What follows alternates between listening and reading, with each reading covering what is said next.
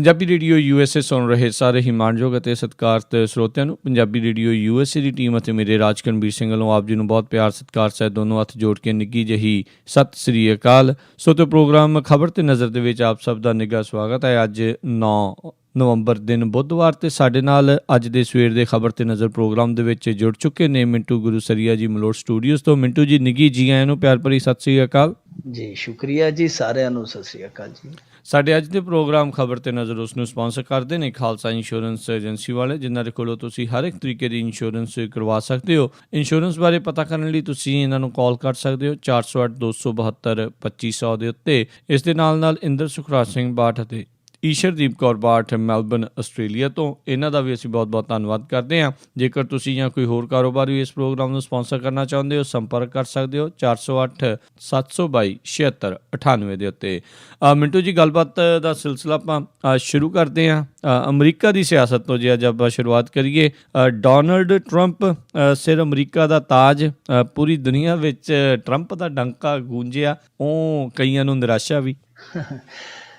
ਚਰਚਾ ਅੱਜ ਵਾਕਈ ਇਸ ਤਰ੍ਹਾਂ ਹੋ ਰਹੀ ਸੀ ਜਿਵੇਂ ਕਿਸੇ ਪਿੰਡ ਦਾ ਕੋਈ ਸਰਪੰਚ ਇਲੈਕਸ਼ਨ ਲੜਦਾ ਹੁੰਦਾ ਤੇ ਸਾਰੇ ਪਿੰਡ ਨੂੰ ਉਤਸੁਕਤਾ ਹੁੰਦੀ ਕਿ ਕਿਹੜਾ ਜਿੱਤਦਾ ਕਿਹੜਾ ਜਿੱਤਦਾ ਕਿਹੜਾ ਜਿੱਤਦਾ। ਸਾਰੀ ਦੁਨੀਆ ਦਾ ਇਸ ਤਰ੍ਹਾਂ ਲੱਗਦਾ ਸੀ ਜਿਵੇਂ ਸਰਪੰਚੀ ਦੀ ਚੋਣ ਹੁੰਦੀ ਪਈ ਹੈ ਤੇ ਸਰਪੰਚ ਸਾਰੀ ਦੁਨੀਆ ਦਾ ਕੋਈ ਚੁਣਿਆ ਜਾ ਰਿਹਾ ਤੇ ਸਾਰਾ ਸੰਸਾਰ ਆ ਜਿਹੜਾ ਟਿਕ ਟਿਕੀ ਲਾ ਕੇ ਵੇਖਣ ਡਿਆ ਸੀ ਕੌਣ ਜਿੱਤੇਗਾ ਕੌਣ ਹਾਰੇਗਾ। ਪਰ ਉਹਦੇ ਵਿੱਚੋਂ ਹਨੇਰੀ ਦੀ ਹਨੇਰੀ ਨੂੰ ਪਛਾੜ ਕੇ ਟਰੰਪ ਹੈ ਜਿਹੜਾ ਉਹ ਟਰੰਕ ਸਿਰ ਤੇ ਰੱਖ ਕੇ ਵਾਈਟ ਹਾਊਸ ਜਾ ਵੜਿਆ। ਇਹ ਅਣਕਿਆਸੀ ਜਿੱਤ ਸੀ। ਮੇਰੇ ਖਿਆਲ ਦੇ ਨਾਲ ਬਹੁਤੇ ਲੋਕਾਂ ਨੇ ਕਿਆਸਿਆ ਨਹੀਂ ਸੀ ਕਿ ਇੰਨੇ ਆਰਾਮ ਦੇ ਨਾਲ ਟਰੰਪ ਜਿੱਤ ਜਾਏਗਾ। ਕਿਸੇ ਨੂੰ ਉਮੀਦ ਵੀ ਹੋਵੇ ਪਰ ਐਡੀ ਸੁਖਿਆਈ ਦੇ ਨਾਲ ਉਹ ਮੰਜ਼ਿਲ ਸਰ ਕਰ ਜਾਏਗਾ, ਇਹ ਉਮੀਦ ਨਹੀਂ ਸੀ ਕਿਸੇ ਨੂੰ। ਪਰ ਸਾਰਾ ਮੀਡੀਆ ਜਗਤ, ਸਾਰੇ ਬੁੱਧੀਜੀਵੀ ਚ ਸਾਰਿਆਂ ਨੇ ਹੈਰਾਨੀ ਪ੍ਰਗਟਾਈ ਕਿ ਬੜੇ ਆਰਾਮ ਦੇ ਨਾਲ ਟਰੰਪ ਹੈ ਜਿਹੜਾ ਉਹ ਜਿੱਤ ਵੱਲ ਵੱਧ ਗਿਆ। ਹੁਣ ਜਿੱਤ ਵੱਲ ਵੱਧ ਗਿਆ ਤੇ ਉਹਨੂੰ ਮੁਬਾਰਕਬਾਦ ਹੀ ਦੇ ਸਕਦੇ, ਹੁਣ ਉਹਦੀ ਆਲੋਚਨਾ ਨਹੀਂ ਕਰ ਸਕਦੇ। ਜਿਵੇਂ ਸਾਡੇ ਪ੍ਰਕਾਸ਼ ਸਿੰਘ ਬਾਦਲ ਨੂੰ ਇੱਕ ਵਾਰੀ ਪੱਤਰਕਾਰਾਂ ਨੇ ਪੁੱਛ ਲਿਆ, ਜਿਵੇਂ ਮੋਦੀ ਸਰਕਾਰ ਬਣੀ ਸੀ ਜਦੋਂ ਕਹਿੰਦੇ ਕਿ ਜੀ ਸਵਾਮੀਨਾਥਨ ਕਮਿਸ਼ਨ ਦੀ ਰਿਪੋਰਟ ਲਾਗੂ ਕਰੋਗੇ, ਤੇ ਉਹਨੇ ਆਖਿਆ ਹਾਲੇ ਤੇ ਸਾਡੇ ਮਕਲਾਵੇ ਵਾਲੇ ਦਿਨ ਚੱਲਦੇ ਆ, ਹਾਲੇ ਇਹੋ ਜਿਹੇ ਸਵਾਲ ਨਾ ਕਰੋ। ਤੇ ਹਾਲੇ ਤੇ ਇਹਨਾਂ ਦੇ ਮਕਲਾਵੇ ਵਾਲੇ ਦਿਨ ਆ, ਅੱਜ ਚੁਣੇ ਗਏ ਆ। ਚਲੋ ਨੀਤੀਆਂ ਦੇ ਇਹਨਾਂ ਦੇ ਵਿਸ਼ਲੇਸ਼ਣ ਆ, ਪੜਚੋਲਾਂ ਜਿਹੜੀਆਂ ਕੰਮਾਂ ਦੀਆਂ ਉਹ ਨਾਲ ਚੱਲਦੀਆਂ ਜਾਣਗੀਆਂ। ਪਰ ਹਾਲ ਦੀ ਘੜੀ ਪੂਰੇ ਸੰਸਾਰ ਦੇ ਵਿੱਚ ਟਰੰਪ ਟਰੰਪ ਟਰੰਪ ਦਾ ਡੰਕ ਵੱਜਦਾ ਪਿਆ। ਸਾਰੇ ਪਾਸੇ ਮੀਡੀਆ ਜਗਤ ਹੋਵੇ ਚਾਹੇ ਆਮ ਗੱਲਾਂ ਬਾਤਾਂ ਦੇ ਵਿੱਚ, ਉਹ ਸਾਰੀਆਂ ਗੱਲਾਂ ਬਾਤਾਂ ਦਾ ਕੇਂਦਰ ਬਿੰਦੂ ਹੈ ਜਿਹੜਾ ਉਹ ਟਰੰਪ ਆ। ਟਰੰਪ ਦੀ ਜ਼ਿੰਦਗੀ ਜੇ ਵੇਖੀਏ ਤੇ ਇਹ ਹੈ ਤੇ ਮੁੰਡਾ ਕਰੋੜਪਤੀ ਬਾਪ ਦੀ ਔਲਾਦ ਸੀ, ਪਰ ਇਹਦੀ ਮਾਂ ਆ ਜਿਹੜੀ ਉਹ ਮੇਰੇ ਖਿਆਲ ਦੇ ਨਾਲ ਸਕਾਟਲੈਂਡ ਤੋਂ ਆਈ ਸੀ।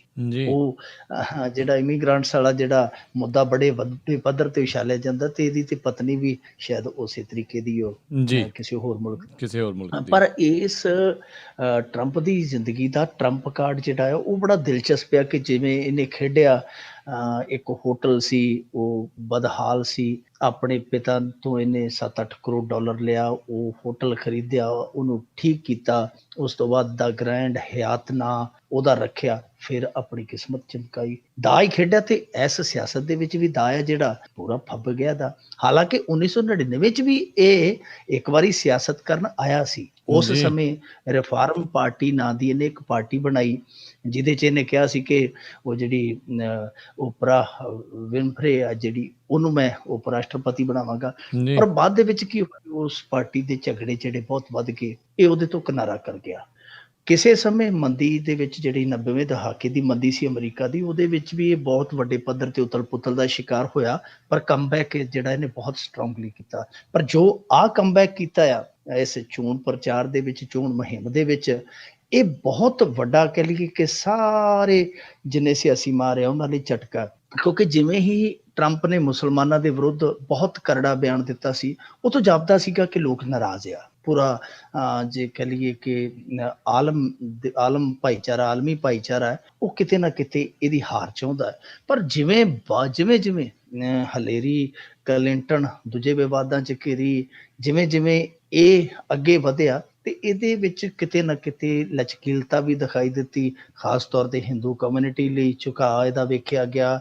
ਫਿਰ ਗਨ ਕਲਚਰ ਵਾਲਾ ਵੀ ਕਿਤੇ ਨਾ ਕਿਤੇ ਇਹਨੇ ਪੱਤਾ ਖੇਡਿਆ। ਇਹ ਸਾਰੀਆਂ ਚੀਜ਼ਾਂ ਕੁੱਲ ਮਿਲਾ ਕੇ ਯਹੂਦੀ ਕਮਿਊਨਿਟੀ ਹੈ ਜਿਹੜੀ, ਉਹਨੂੰ ਵੀ ਨਾਲ ਤੋਰਨ ਦੇ ਵਿੱਚ ਸਫਲ ਰਿਹਾ। ਪਰ ਕੁੱਲ ਮਿਲਾ ਕੇ ਜੇ ਇਹਦੀ ਜਿੱਤ ਦਾ ਆਪਾਂ ਕਹਿ ਲਈਏ ਸਿੱਟਾ ਕੱਢਣਾ ਹੋਵੇ, ਸਾਰਾਂਸ਼ ਕੱਢਣਾ ਹੋਵੇ ਕਿ ਜਿੱਤ ਦਾ ਮੂਲ ਕਾਰਨ ਕੀ ਹੈ, ਤੇ ਮੇਰੇ ਖਿਆਲ ਦੇ ਨਾਲ ਇਹਦੀ ਜਿੱਤ ਦਾ ਕਾਰਨ ਜਿਹੜਾ ਆ ਉਹ ਅੱਜ ਸੰਸਾਰ ਪੱਧਰ ਤੇ ਰਾਸ਼ਟਰਵਾਦ ਦਾ ਪਸਾਰਾ ਹੈ ਜਿਹੜਾ, ਕਿਉਂਕਿ ਇਹਦੀ ਜਿੱਤ ਆ ਮੇਰੇ ਖਿਆਲ ਦੇ ਨਾਲ, ਜਿਹੜੀ ਇਹਦੀ ਜਿੱਤ ਹੈ ਉਹਦੇ ਵਿੱਚ ਜਿਹੜੇ ਉੱਥੋਂ ਦੇ ਮੂਲ ਨਿਵਾਸੀ ਗੋਰਾ ਕਮਿਊਨਿਟੀ ਹੈ ਜਿਹੜੀ, ਉਹ ਕਿਤੇ ਨਾ ਕਿਤੇ ਬਹੁਤ ਵੱਡੇ ਪੱਧਰ ਤੇ ਪ੍ਰਭਾਵਸ਼ਾਲੀ ਰਹੀ ਹੈ। ਉਹਨੇ ਸਮੀਕਰਨ ਜਿਹੜੇ ਆ ਉਹ ਤੈਅ ਕੀਤੇ ਆ ਕਿ ਕਿਹਨੇ ਜਿੱਤਣਾ ਕਿਹਨੇ ਹਾਰਨਾ ਹੈ। ਬਾਕੀ ਹੋਰ ਵੀ ਜਿੱਤ ਦੀਆਂ ਬਹੁਤ ਸਾਰੀਆਂ ਵਜ੍ਹਾਵਾਂ ਜਿਹੜੀਆਂ ਹੋ ਸਕਦੀਆਂ, ਹਿਲੇਰੀ ਕਲਿੰਟਨ ਦੇ ਆਪਦੇ ਵਿਵਾਦ ਸੀ, ਇਹਦੇ ਆਪਦੇ ਵਿਵਾਦ ਤੇ ਆਪਦੀਆਂ ਕਮਜ਼ੋਰੀਆਂ, ਆਪਦੀਆਂ ਤਾਕਤਾਂ ਦੋਨਾਂ ਹੀ ਉਮੀਦਵਾਰਾਂ ਦੀਆਂ ਸੀ, ਪਰ ਜੇ ਮੂਲ ਕਾਰਨ ਲੱਭੀਏ ਤਾਂ ਮੂਲ ਉਹੀ ਲੱਗਦਾ ਕਿ ਗੋਰਾ ਕਮਿਊਨਿਟੀ ਸੀ ਜਿਹੜੀ ਉਹ ਇਹਦੇ ਹੱਕ 'ਚ ਖੜ ਗਈ, ਕਿਉਂਕਿ ਉਹਨਾਂ ਨੂੰ ਲੱਗਿਆ ਕਿ ਸਾਡੇ ਹਿੱਤਾਂ ਦੀ, ਸਾਡੇ ਰਾਸ਼ਟਰ ਦੇ ਹਿੱਤਾਂ ਦੀ ਇਹ ਬੰਦਾ ਬਿਹਤਰ ਢੰਗ ਦੇ ਨਾਲ ਰਾਖੀ ਕਰ ਸਕਦਾ ਹੈ। ਹੁਣ ਇਹ ਰਾਖੀ ਕਿੰਨੀ ਕੁ ਕਰੇਗਾ, ਅੰਤਰਰਾਸ਼ਟਰੀ ਮੰਚ ਤੇ ਅਮਰੀਕਾ ਨੂੰ ਅੱਗੇ ਕਿਵੇਂ ਵਧਾਏਗਾ, ਕਿਵੇਂ ਆਪਣੇ ਮਿੱਤਰਾਂ ਦੇ ਨਾਲ ਵਰਤੇਗਾ, ਖਾਸ ਤੌਰ ਤੇ ਚਾਈਨਾ, ਰਸ਼ੀਆ, ਭਾਰਤ, ਇਹੋ ਜਿਹੇ ਮੁਲਕਾਂ ਦੇ ਨਾਲ ਇਹਦੀ ਡੀਲਿੰਗ ਕਿਸ ਤਰ੍ਹਾਂ ਰਹੇਗੀ, ਅੰਦਰੂਨੀ ਆਰਥਿਕ ਨੀਤੀਆਂ ਮੁਲਕ ਦੇ ਵਿੱਚ ਕਿਸ ਤਰ੍ਹਾਂ ਦੀਆਂ ਰਹਿਣਗੀਆਂ, ਜਿਹੜੇ ਪ੍ਰਵਾਸੀ ਆ ਉੱਥੇ ਉਹਨਾਂ ਦੇ ਨਾਲ ਇਹ ਕਿਸ ਤਰ੍ਹਾਂ ਦਾ ਵਤੀਰਾ ਜਿਹੜਾ ਅਖਤਿਆਰ ਕਰਦਾ, ਇਹ ਹਾਲ ਦੀ ਘੜੀ ਆਪਾਂ ਚਰਚਾ ਜਿਹੜੀ ਉਹ ਸਮੇਂ ਤੇ ਛੱਡ ਦਈਏ, ਕਿਉਂਕਿ ਜਿਵੇਂ ਜਿਵੇਂ ਅੱਗੇ ਦਾ ਕਾਰਜਕਾਲ ਵਧੇਗਾ ਫਿਰ ਉਹ ਚਰਚਾਵਾਂ, ਉਹ ਪੜਚੋਲਾਂ ਚੱਲਦੀਆਂ ਰਹਿਣਗੀਆਂ। ਬਿਲਕੁਲ ਜੀ। ਅਗਲੀ ਆਪਾਂ ਗੱਲ ਕਰੀਏ ਵੀ ਇੱਧਰ ਅਮਰੀਕਾ ਵੋਟ ਗਿਣਦਾ ਸੀ, ਉੱਧਰ ਭਾਰਤ ਨੋਟ ਗਿਣਦਾ ਸੀ। ਮੋਦੀ ਦਾ ਨੋਟਾਂ ਤੇ ਹੱਲਾ ਹਾਹਾਕਾਰ ਮਚੀ ਰਹੀ ਕਹਿੰਦੇ ਸਾਰਾ ਦਿਨ। ਪਰ ਵੇਖ ਲਓ, ਤੁਹਾਡੇ ਟਰੰਪ ਤੋਂ ਇਹੋ ਜਿਹਾ ਕੰਮ ਨਹੀਂ ਜੇ ਬਣਨਾ ਜਿਹੋ ਜਿਹਾ ਅਸੀਂ ਬਣਾ ਕੇ ਰੱਖਿਆ ਕਿ ਜੇਲਾਂ ਸਾਡੀਆਂ ਭਾਵੇਂ ਖੋਲ ਦਿਓ, ਕੈਦੀ ਡਰਦੇ ਨਹੀਂ ਭੱਜਦੇ, ਕਹਿੰਦੇ ਨਹੀਂ ਭੱਜਣਾ, ਇਹੋ ਜਿਹੇ ਡਰਾਏ ਤੇ ਤਿਜੋਰੀਆਂ ਵੀ ਖੁੱਲੀਆਂ ਭਾਵੇਂ ਰੱਖ ਦਿਓ, ਕੋਈ ਨਹੀਂ ਲੁੱਟਦਾ ਅੱਜ ਦੀ ਘੜੀ, ਅੱਜ ਦੀ ਰਾਤ ਕੋਈ ਨਹੀਂ ਲੁੱਟਦਾ। ਇਹੋ ਜਿਹਾ ਰਾਜ ਸ਼ਾਇਦ ਕਿਤੇ ਨਹੀਂ ਹੋਣਾ ਕਿ ਜੇਲਾਂ ਵੀ ਖੋਲ ਦਿਓ, ਭਾਵੇਂ ਤਿਜੋਰੀਆਂ ਵੀ ਖੋਲ ਦਿਓ, ਕਿਤੇ ਕੋਈ ਖਤਰਾ ਨਹੀਂ। ਇਹ ਮੋਦੀ ਸਾਹਿਬ ਦਾ ਰਾਜ ਆ। ਪਰ ਬਹੁਤ ਪਰੇਸ਼ਾਨੀ ਹੋਈ ਰਾਜ ਕਰਨਵੀਰ ਸਿੰਘ ਜੀ ਅੱਜ, ਕਿਉਂਕਿ ਸਭ ਤੋਂ ਵੱਡਾ ਦਿਨ ਸੀ ਇਸ ਨੀਤੀ ਦਾ, ਕਿਉਂਕਿ ਬੈਂਕ ਬੰਦ ਸਨ, ਜਿਹੜੀ ATM ਦੀ ਨਿਕਾਸੀ ਬੰਦ ਸੀਗੀ, ਇਸ ਕਰਕੇ ਬਹੁਤ ਵੱਡੇ ਪੱਧਰ ਤੇ ਖੱਜਲ ਖੁਆਰੀ ਹੋਈ ਆ। ਹੁਣ ਦੇਖੋ ਪੰਜਾਬ ਦੇ ਵਿੱਚ ਮਾਹੌਲ ਹੈ ਜਿਹੜਾ ਉਹ ਕੁਛ ਸੁਖਾਵਾਂ ਸੀ। ਸੁਖਾਵਾਂ ਇਸ ਕਰਕੇ ਆ ਕਿਉਂਕਿ ਇੱਥੇ ਹਰੇਕ ਬੰਦੇ ਦਾ ਕੋਈ ਵਰਤ ਵਿਹਾਰ ਚੱਲਦਾ ਹੈ, ਜਿੱਦਾਂ ਕੋਈ ਮਹਾਤੜ ਆ, ਚਾਹੇ ਕੋਈ ਮਿਡਲ ਕਲਾਸ ਦਾ, ਚਾਹੇ ਕੋਈ ਧੰਨਾ ਸੇਠ ਆ, ਉਹਦਾ ਆਪਣੇ ਪੱਧਰ ਤੇ ਸ਼ਹਿਰ ਆ, ਛੋਟਾ ਕਸਬਾ ਹੈ, ਜਾਂ ਕੋਈ ਹੋਰ ਪਿੰਡ ਦਿਹਾਤ ਆ, ਉੱਥੇ ਹੱਟ ਪੱਟ ਤੇ ਉਹਦਾ ਖਾਤਾ ਵਹੀ ਚੱਲਦਾ, ਕੋਈ ਬਹੁਤੀ ਦਿੱਕਤ ਨਹੀਂ ਆਈ।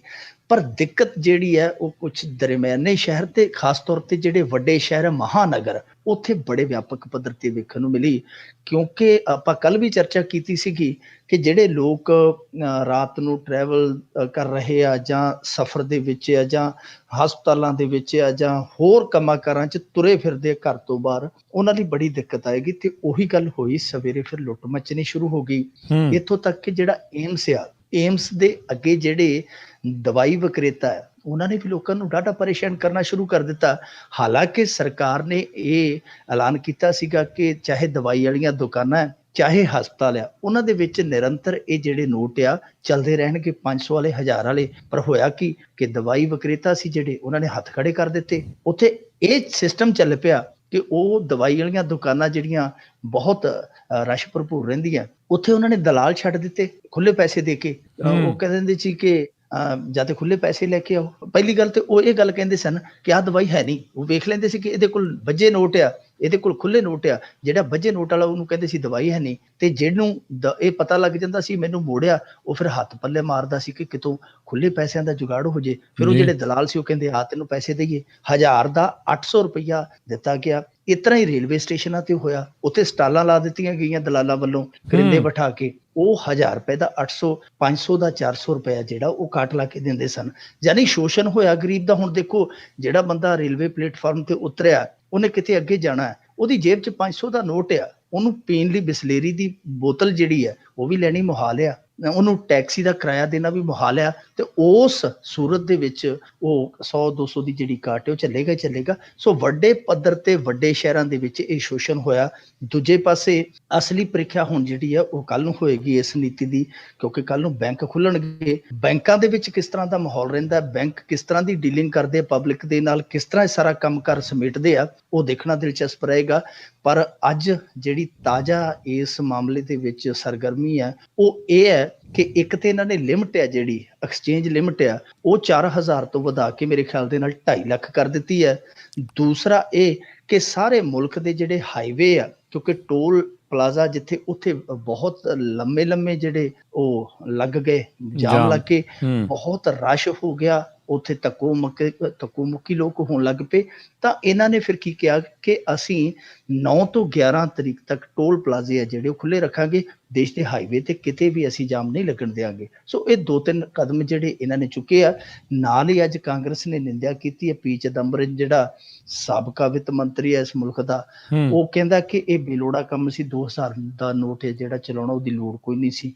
ਕਾਂਗਰਸ ਦੀ ਦੇਖੋ ਆਪਣੀ ਮਜਬੂਰੀ ਹੋ ਸਕਦੀ, ਉਹਨਾਂ ਨੇ ਨੁਕਤਾਚੀਨੀ ਆਪਣੇ ਪੱਧਰ ਦੀ ਕਰਨੀ ਹੈ, ਪਰ ਹਾਲ ਦੀ ਘੜੀ ਲੋਕ ਮੁਸੀਬਤਾਂ ਸਹਿ ਕੇ, ਮੁਸ਼ਕਲਾਂ ਸਹਿ ਕੇ, ਖੱਜਲ ਖੁਆਰੀਆਂ ਸਹਿ ਕੇ ਵੀ ਕਹਿੰਦੇ ਆ ਕਿ ਚੰਗੀ ਗੱਲ ਆ ਜੇਕਰ ਕਾਲਾ ਧਨ ਹੈ ਜਿਹੜਾ ਉਹ ਬਾਹਰ ਆ ਜਾਵੇ, ਫੇਕ ਕਰੰਸੀ ਹੈ ਜਿਹੜੀ ਉਹਦਾ ਚੱਲਣ ਬੰਦ ਹੋ ਜਾਏ, ਮਹਿੰਗਾਈ ਤੇ ਜ਼ਖੀਰੇਬਾਜ਼ਾਂ ਤੇ ਕੋਈ ਕੰਟਰੋਲ ਹੋ ਜਾਵੇ, ਤੇ ਇਹ ਸਮੱਸਿਆ ਜਿਹੜੀ 1-2 ਦਿਨ 4 ਦਿਨ ਆਏਗੀ, ਇਹਨੂੰ ਝੱਲਣ ਦੇ ਵਿੱਚ ਕੋਈ ਸਾਨੂੰ ਗੁਰੇਜ਼ ਨਹੀਂ ਹੈ, ਕੋਈ ਹਾਨੀ ਨਹੀਂ। ਜੇਕਰ ਇਹ ਚੀਜ਼ ਸਫਲ ਹੋ ਜਾਂਦੀ ਹੈ ਤੇ ਸਰਕਾਰ ਇੱਛਾ ਸ਼ਕਤੀ ਦੇ ਨਾਲ ਇਹਨੂੰ ਸਫਲ ਕਰ ਪਾਉਂਦੀ ਹੈ। ਜੀ ਜੀ ਜੀ ਤੇ ਸੁਣਨ ਦੇ ਵਿੱਚ ਇਹ ਵੀ ਆਇਆ ਵੀ 2 ਦਿਨ ਤਾਂ ਇਹਨਾਂ ਨੇ ਬੈਂਕ ਬੰਦ ਰੱਖੇ, ਵਿੱਚ 1 ਦਿਨ ਬੈਂਕ ਖੋਲ੍ਹਣਾ ਤੇ ਉਸ ਤੋਂ ਬਾਅਦ 2 ਦਿਨ ਹੋਰ ਬੈਂਕ ਬੰਦ ਆ।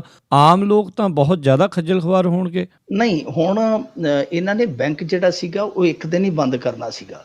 ਹੁਣ ਇਹਨਾਂ ਨੇ ਕੀ ਕਰ ਦਿੱਤਾ ਕਿ ਸ਼ਨੀਚਰਵਾਰ ਤੇ ਐਤਵਾਰ ਵੀ ਕਰ ਦਿੱਤਾ ਕਿ ਸ਼ਨੀ ਤੇ ਐਤਵਾਰ ਵੀਕਐਂਡ ਤੇ ਜਾਨੀ ਬੈਂਕ ਜਿਹੜੇ ਖੁੱਲੇ ਰਹਿਣਗੇ ਤੇ ਤੁਸੀਂ ਆਸਾਨੀ ਦੇ ਨਾਲ ਆਪਣਾ ਜਿਹੜਾ ਕਾਰੋਬਾਰ ਉਹ ਕਰ ਸਕਦੇ ਹੋ। ਜੀ ਜੀ ਅਗਲੀ ਗੱਲ ਵੱਲ ਜੇ ਆਪਾਂ ਵਧੀਏ ਵੀ ਆਪਣਾ ਪੰਜਾਬ ਪਾਰਟੀ ਨੇ ਜਾਰੀ ਕੀਤੀ ਉਮੀਦਵਾਰਾਂ ਦੀ ਪਹਿਲੀ ਸੂਚੀ। ਹਾਂ ਬਿਲਕੁਲ ਜੀ, ਅੱਜ ਕਹਿਣਾ ਪਵੇਗਾ, ਬੈਠੀ ਨਾ ਭਾਈ ਵਾਲੀ ਸੂਤ ਤਾਂ ਹਾਰ ਕੇ, ਕੱਲੇ ਨੇ ਫਟੇ ਚ ਮੇਖ ਜੜਤੀ, ਸੋਚ ਕੇ ਸੁੱਚਾ ਸਿਓ ਨੇ ਖੀਰ ਨੂੰ ਸੁੱਚੇ ਮੂੰਹ ਸੂਚੀ ਜਾਰੀ ਕਰਤੀ। ਸੁੱਚੇ ਮੂੰਹ ਜਾਰੀ ਕਰ ਦਿੱਤੀ ਹੈ ਕਿਉਂਕਿ ਭਾਈਵਾਲ ਤੇ ਕੋਈ ਲੱਭਿਆ ਨਹੀਂ, ਬਹੁਤ ਟੋਲਿਆ, ਦਿਲਾਂ ਦਾ ਕੋਈ ਜਾਨੀ ਕੋਈ ਨਹੀਂ ਮਿਲਿਆ, ਕਿਉਂਕਿ ਵਿਚਾਰਾਂ ਨੂੰ ਹਾਣੀ ਤੇ ਦਿਲਾਂ ਦੇ ਜਾਨੀ ਹੈ ਜਿਹੜੇ ਬੜੇ ਚੰਗੇ ਭਾਗਾਂ ਦੇ ਨਾਲ ਮਿਲਦੇ ਆ।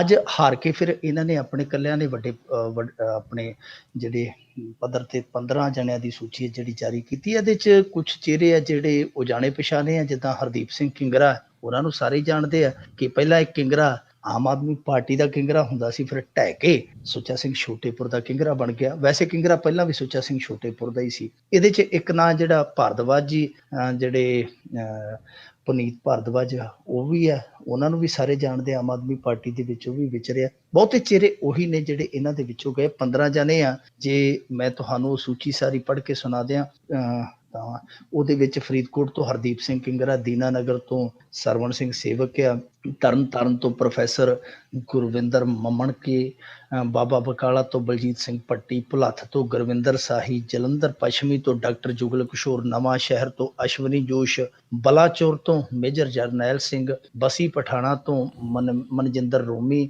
ਕੋਟਕਪੂਰਾ ਤੋਂ ਡਾਕਟਰ ਸੁਰਿੰਦਰ ਕੇ ਦਿਵੇਦੀ, ਜੈਤੋ ਤੋਂ ਡਾਕਟਰ ਹਰਪਾਲ ਸਿੰਘ, ਬਠਿੰਡਾ ਦਿਹਾਤੀ ਤੋਂ ਜਸਵਿੰਦਰ ਸਿੰਘ ਗਿੱਲ, ਨਾਭਾ ਤੋਂ ਜਰਨੈਲ ਸਿੰਘ ਅਕਾਲਗੜ੍ਹ, ਡੇਰਾ ਬਸੀ ਤੋਂ ਪੁਨੀਤ ਭਾਰਦਵਾਜੀ, ਘਨੌਰ ਤੋਂ ਸ਼ਰਨਜੀਤ ਐਸ ਜੋਗੀਪੁਰ। ਇਹ ਨਾਮ ਨੇ ਜੀ 15 ਜਿਹੜੀ ਇਹਨਾਂ ਦੀ ਸੂਚੀ ਜਾਰੀ ਹੋਈ ਹੈ। ਇਹਨਾਂ ਨੂੰ ਆਪਾਂ ਵਿਸ਼ੇਸ਼ ਦੇ ਸਕਦੇ ਕਿ ਚਲੋ ਭਾਈ ਤੁਸੀਂ ਵੀ ਇਸ ਮੈਦਾਨ ਦੇ ਵਿੱਚ ਆਪਣੀ ਜੋੜ ਹੱਥ ਅਜਮਾਈ ਹੈ, ਜਿਹੜੀ ਜੋਰ ਅਜਮਾਈ ਉਹ ਕਰ ਲਓ। ਪਰ ਹਾਲ ਦੀ ਘੜੀ ਜੇ ਆਪਾਂ ਇੱਕ ਨਿਰਪੱਖ ਚਰਚਾ ਕਰੀਏ ਇਸ ਮੁੱਦੇ ਤੇ ਉਹ ਇਹ ਹੈ ਕਿ ਜਾਪਦਾ ਨਹੀਂ ਕਿ ਇਹਨਾਂ ਨੂੰ ਸਪੇਸ ਮਿਲੇਗਾ। ਜੋ ਇੱਥੇ ਇਸ ਸਮੇਂ ਘੋਲ ਵੱਜਾ ਹੋਇਆ, ਉਸ ਘੋਲ ਵੱਜੇ ਦੇ ਵਿੱਚ ਇਹਨਾਂ ਨੂੰ ਉਹ ਸਪੇਸ ਮਿਲੇਗਾ ਜਿਹਦੇ ਬਿਨਾਂ ਤੇ ਆਪਾਂ ਆਖੀਏ ਕੋਈ ਚਮਤਕਾਰੀ ਨਤੀਜੇ ਦੇ ਦੇਣਗੇ ਜਾਂ ਬੜੇ ਵੱਡੇ ਪੱਧਰ ਤੇ ਸਿਆਸੀ ਸਮੀਕਰਨਾਂ ਨੂੰ ਪ੍ਰਭਾਵਿਤ ਕਰ ਦੇਣਗੇ, ਐਸੀ ਉਮੀਦ ਜਾਪਦੀ ਨਹੀਂ।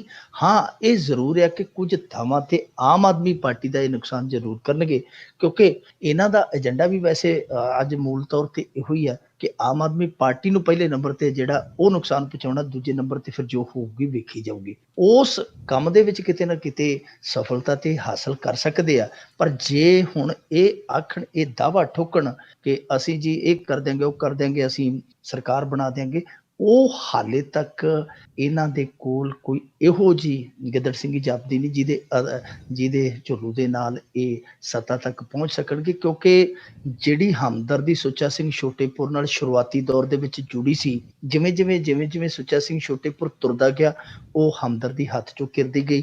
ਅੱਜ ਹਾਲ ਇਹ ਹੈ ਕਿ ਸੂਚੀ ਸਿਰਫ 15 ਜਣਿਆਂ ਦੀ ਜਾਰੀ ਕੀਤੀ ਆ। ਇਹ ਕਹਿੰਦੇ ਸੀ ਅਸੀਂ ਸਾਰੇ ਪੰਜਾਬ 'ਚ ਇਲੈਕਸ਼ਨ ਲੜਨੀ ਆ।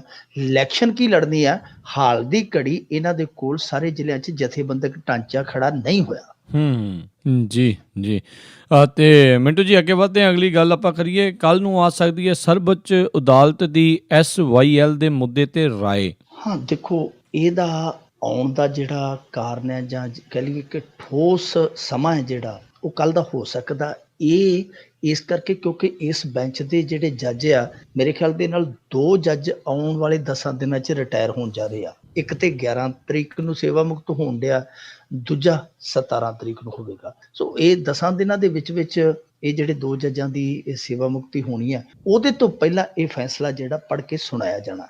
ਫੈਸਲਾ ਜਿਹੜਾ ਉਹ ਮੇਰੇ ਖਿਆਲ ਦੇ ਨਾਲ 3 ਮਹੀਨੇ ਹੋ ਗਏ ਆ ਜਾਂ 3 ਤੋਂ ਜ਼ਿਆਦਾ ਹੋ ਗਿਆ ਹੋਣਾ ਸਮਾਂ, ਉਹ ਲਿਖ ਕੇ ਰੱਖਿਆ ਹੋਇਆ। ਸਮਾਂ ਜਿਹੜਾ ਬਹੁਤ ਪੈ ਗਿਆ ਬੇਸ਼ੱਕ ਫੈਸਲਾ ਸੁਣਾਉਣ ਦੇ ਵਿੱਚ, ਪਰ ਉਹ ਫੈਸਲਾ ਲਿਖਿਆ ਪਿਆ 300 ਤੇ ਕੁਝ ਪੰਨਿਆਂ ਦਾ ਮੇਰੇ ਖਿਆਲ ਦੇ ਨਾਲ ਉਹ ਫੈਸਲਾ ਹੈ, ਜਿਹੜਾ ਕਿ ਹੁਣ ਕੱਲ ਨੂੰ ਪੜ੍ਹੇ ਜਾਣ ਦੀ ਪੂਰੀ ਸੰਭਾਵਨਾ ਹੈ। 3:30 ਵਜੇ ਦੁਪਹਿਰੇ ਇਸ SYL ਦੇ ਮੁੱਦੇ ਦੀ ਸੁਣਵਾਈ ਹੋਏਗੀ। ਸੁਣਵਾਈ ਕਾਹਦੀ ਆ? ਇਹਦੇ ਤੇ ਆਪਾਂ ਕਹਿ ਸਕਦੇ ਹਾਂ ਕਿ ਸੁਪਰੀਮ ਕੋਰਟ ਹੈ ਜਿਹੜੀ ਆਪਣਾ ਪੱਖ ਰੱਖ ਦੇਵੇਗੀ। ਪੱਖ ਉਹ ਪੰਜਾਬ ਦੇ ਪੱਖ 'ਚ ਜਾਂਦਾ ਹੈ ਜਾਂ ਪੰਜਾਬ ਦੇ ਉਲਟ ਜਾਂਦਾ ਹੈ। ਜੇ ਹੁਣ ਮੇਰੀ ਥਾਂ ਤੇ ਪ੍ਰਕਾਸ਼ ਸਿੰਘ ਬਾਦਲ ਤੇ ਕੈਪਟਨ ਅਮਰਿੰਦਰ ਸਿੰਘ ਹੁੰਦੇ, ਉਹਨਾਂ ਦੇ ਤੱਤ ਫੱਟ ਕਹਿ ਦੇਣਾ ਸੀ ਕਿ ਪੰਜਾਬ ਦੇ ਉਲਟ ਹੀ ਆਏਗਾ ਤੇ ਅਸੀਂ ਹਰੇਕ ਕੁਰਬਾਨੀ ਕਰਨ ਨੂੰ ਤਿਆਰ ਹਾਂ। ਪਰ ਆਪਾਂ ਇਹ ਉਮੀਦ ਰੱਖ ਸਕਦੇ ਹਾਂ ਕਿ ਕਿਸੇ ਵੀ ਪੱਖ ਦੇ ਵਿੱਚ ਇਹ ਮਸਲਾ ਜਿਹੜਾ ਉਹ ਜਾਏਗਾ, ਪਰ ਉਸ ਫੈਸਲੇ ਤੋਂ ਬਾਅਦ ਇਹ ਫੈਸਲਾ ਜਾਏਗਾ ਰਾਸ਼ਟਰਪਤੀ ਕੋਲ, ਕਿਉਂਕਿ ਰਾਸ਼ਟਰਪਤੀ ਨੇ ਰਾਏ ਮੰਗੀ ਸੁਪਰੀਮ ਕੋਰਟ ਦੀ। ਸੁਪਰੀਮ ਕੋਰਟ ਨੇ ਰਾਏ ਕਲੀਅਰ ਕਰਨੀ ਹੈ ਕਿ ਹਾਂ ਭਾਈ, ਜੋ ਇਹਨਾਂ ਨੇ 2005 ਦੇ ਵਿੱਚ ਸਮਝੌਤੇ ਤੋੜਨ ਵਾਲਾ,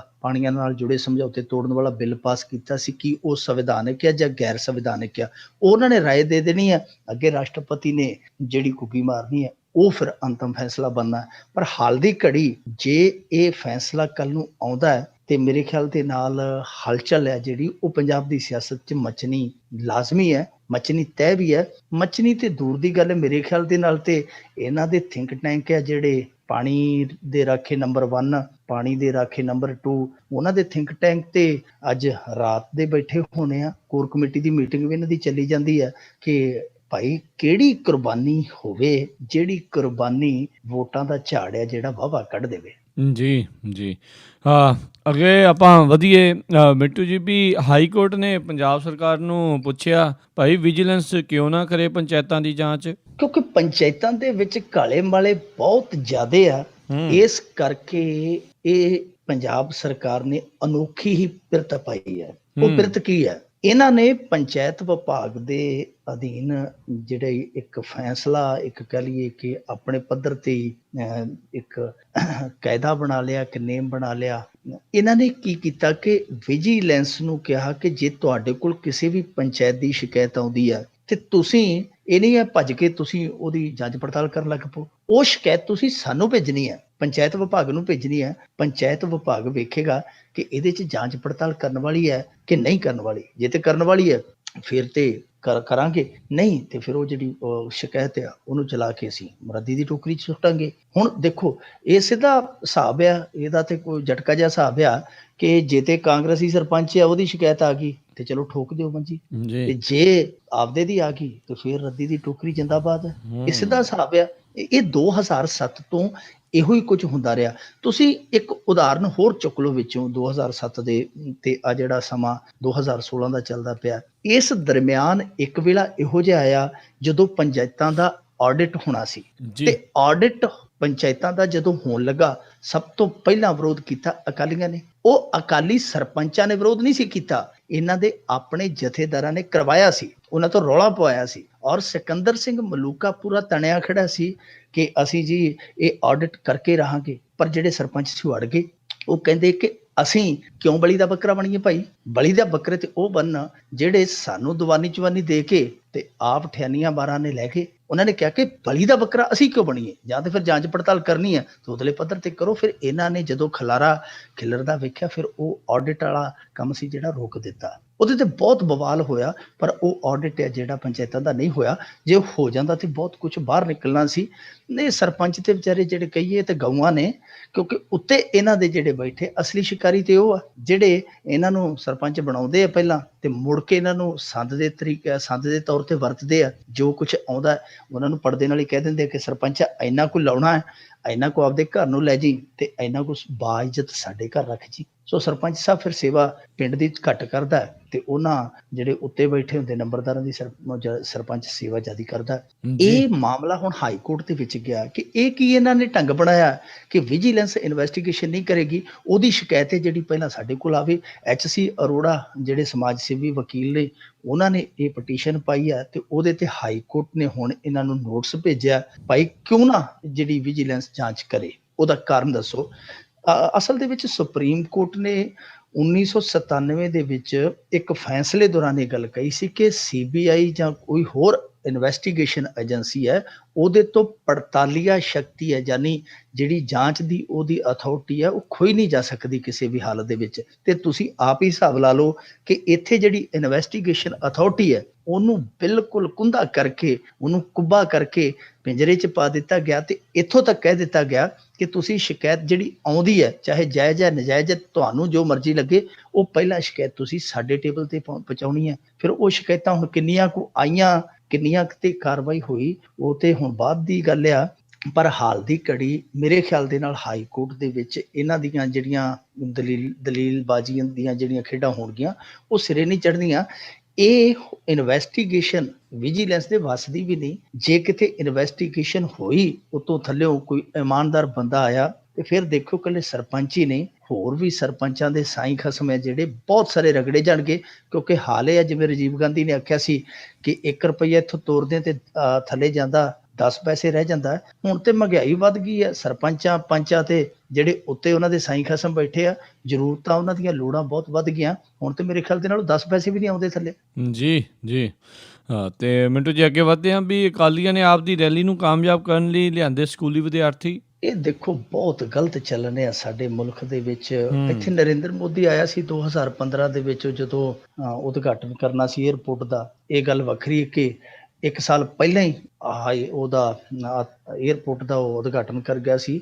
ਏਅਰਪੋਰਟ ਤੇ ਸਾਲ ਬਾਅਦ ਚੱਲਿਆ। ਉਹ ਪਹਿਲਾ ਐਸਾ ਏਅਰਪੋਰਟ ਸੀ ਜਿਹਦਾ ਉਦਘਾਟਨ 1 ਸਾਲ ਪਹਿਲਾਂ ਹੋ ਗਿਆ। ਸਾਰੇ ਕਹਿੰਦੇ ਸੀਗੇ ਕਿ ਇਹ ਉਹ ਏਅਰਪੋਰਟ ਆ ਜਿਹਦਾ ਉਦਘਾਟਨ ਚੱਲਣ ਤੋਂ 1 ਸਾਲ ਪਹਿਲਾਂ ਕੀਤਾ ਗਿਆ। ਉਹ ਜਦੋਂ ਨਰਿੰਦਰ ਮੋਦੀ ਆਇਆ ਸੀ ਉਦੋਂ ਇਹਨਾਂ ਦੀ ਟਸਲਬਾਜੀ ਸੀ। ਅਕਾਲੀਆਂ ਨੇ ਆਪਣੀ ਭੀੜ ਨਹੀਂ ਸੀ ਉੱਥੇ ਕੱਲੀ। ਉੱਥੇ ਇਹਨਾਂ ਨੇ ਕੀ ਕੀਤਾ ਸੀ ਕਿ ਸਕੂਲਾਂ ਦੇ ਬੱਚੇ ਢੋਏ ਸਨ, ਇੱਥੋਂ ਤੱਕ ਕਿ ਜਿਹੜੇ ਨੇੜੇ ਦੇ ਸ਼ਮਸ਼ਾਨ ਘਾਟ ਸੀ 1-2, ਉੱਥੇ ਇਹਨਾਂ ਨੇ ਜਿੰਦਰੇ ਲਾ ਦਿੱਤੇ। ਤੇ ਜਿਹੜੇ ਲੋਕ ਉੱਥੇ ਮੌਜੂਦ ਸਨ, ਸੰਸਕਾਰ ਕਰਨ ਆਏ ਸਨ ਜਾਂ ਹੋਰ ਰਸਮਾਂ ਲਈ ਆਏ ਸਨ, ਉਹਨਾਂ ਨੂੰ ਕਿਹਾ ਕਿ ਜੇ ਟਾਈਮ ਪਾਸ ਨਹੀਂ ਹੁੰਦਾ ਤੇ ਐਂ ਕਰੋ, ਰੈਲੀ 'ਚ ਜਾ ਕੇ ਬਹਿ ਜਾਓ, ਨਾਲੇ ਤੁਹਾਡਾ ਵੀ ਸਰਜੂ ਨਾਲੇ ਸਾਡਾ ਵੀ ਸਰਜੂ। ਇਹੋ ਜਿਹਾ ਕੰਮ ਕਰਦੇ ਪਏ ਆ। ਇਸ ਕਰਕੇ ਇੱਕ ਪਿਰਤ ਬਣ ਗਈ ਹੈ ਖਾਸ ਤੌਰ ਤੇ ਪੰਜਾਬੀ ਸਿਆਸਤ ਦੀ ਕਿ ਜਿਹੜਾ ਵੀ ਕੋਈ ਪਾਵਰ ਦੇ ਵਿੱਚ ਹੁੰਦਾ, ਜਿਹਦਾ ਡੰਡਾ ਕਾਇਮ ਹੁੰਦਾ, ਉਹ ਲਾਗੇ ਬੰਦੇ ਜਿੰਨੇ ਸਕੂਲ ਕਾਲਜ ਹੁੰਦੇ ਆ ਉਹਨਾਂ ਨੂੰ ਫਿਰ ਧੱਕੇ ਦੇ ਨਾਲ ਹੀ ਲੈ ਜਾਂਦਾ ਰੈਲੀ 'ਚ। ਇੱਥੇ ਸਾਡੇ ਇਲਾਕੇ ਦੇ ਵਿੱਚ ਇੱਕ ਕਾਲਜ ਆ, ਜਥੇਦਾਰ ਦਾ ਭਰਾ ਗੁਜ਼ਰ ਗਿਆ, ਉਹਦੇ ਭੂਰੇ ਤੇ 7 ਦਿਨ ਉੱਥੇ ਕਾਲਜ ਦਾ ਸਟਾਫ ਬੈਠਾ ਰਿਹਾ। ਉਹ ਇਸ ਕਰਕੇ ਕਿ ਜਦੋਂ ਵੀ ਕੋਈ ਲੀਡਰ, ਵੱਡਾ ਕੋਈ ਲੀਡਰ ਉੱਥੇ ਅਫਸੋਸ ਕਰਨ ਆਵੇ, ਉਹਨੂੰ 70 ਤੇ ਭੂਰੇ ਤੇ ਭੀੜ ਵਾਹਵਾ ਦਿਖੇ। ਉਹ 6-7 ਦਿਨ ਸਟਾਫ ਜਿਹੜਾ ਤੜਕੇ ਹਾਜ਼ਰੀ ਲਾ ਕੇ ਉੱਥੇ ਚਲਾ ਜਾਂਦਾ ਸੀ ਤੇ ਉੱਥੋਂ ਪਿੱਟ ਸਿਆਪਾ ਕਰਕੇ ਸ਼ਾਮ ਨੂੰ ਘਰਾਂ ਨੂੰ ਚਲਾ ਜਾਂਦਾ ਸੀ। ਇਹੋ ਜਿਹਾ ਮਾਹੌਲ ਬਣਿਆ ਹੋਇਆ।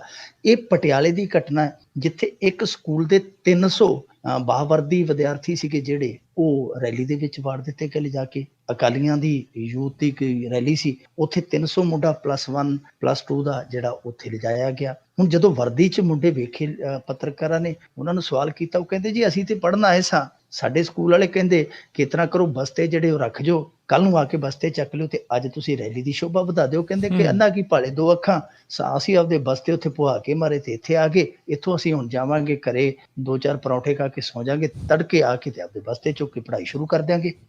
ਉਹ ਪੱਤਰਕਾਰ ਸੀਗਾ ਜਿਹੜਾ, ਉਹ ਫਿਰ ਉਸ ਕਾਲਜ ਦੇ ਪ੍ਰਿੰਸੀਪਲ ਕੋਲ ਗਿਆ ਕਿ ਪ੍ਰਿੰਸੀਪਲ ਸਾਹਿਬ ਇਹ ਕਿਹੜੀਆਂ ਪੜ੍ਹਾਈਆਂ ਪੜ੍ਹਾਉਣ ਡਏ ਜੇ, ਤੁਸੀਂ ਵਿਦਿਆਰਥੀਆਂ ਨੂੰ ਵਰਦੀ ਦੇ ਵਿੱਚ ਰੈਲੀਆਂ 'ਚ ਘੱਲਣ ਡਏ ਹੋ, ਕੀ ਤੁਹਾਡੇ ਕੋਲ ਇਸ ਚੀਜ਼ ਦੀ ਅਥਾਰਟੀ ਹੈ? ਤੁਸੀਂ ਆਪਣੇ ਵਿਦਿਆਰਥੀਆਂ ਨੂੰ ਰੈਲੀਆਂ 'ਚ, ਸਿਆਸੀ ਪ੍ਰੋਗਰਾਮਾਂ 'ਚ, ਜਿਹੜਾ ਖਾਸ ਤੌਰ ਤੇ ਇੱਕ ਸੰਗਠਨ ਦਾ ਪ੍ਰੋਗਰਾਮ ਹੈ, ਉਹਦੇ 'ਚ ਭੇਜੋ। ਫਿਰ ਉਹਦੀ ਜਿਹੜੀ ਦਲੀਲ ਸੀ ਉਹ ਬੜੀ ਬੇਵਜੂਦ ਜੀ ਸੀ।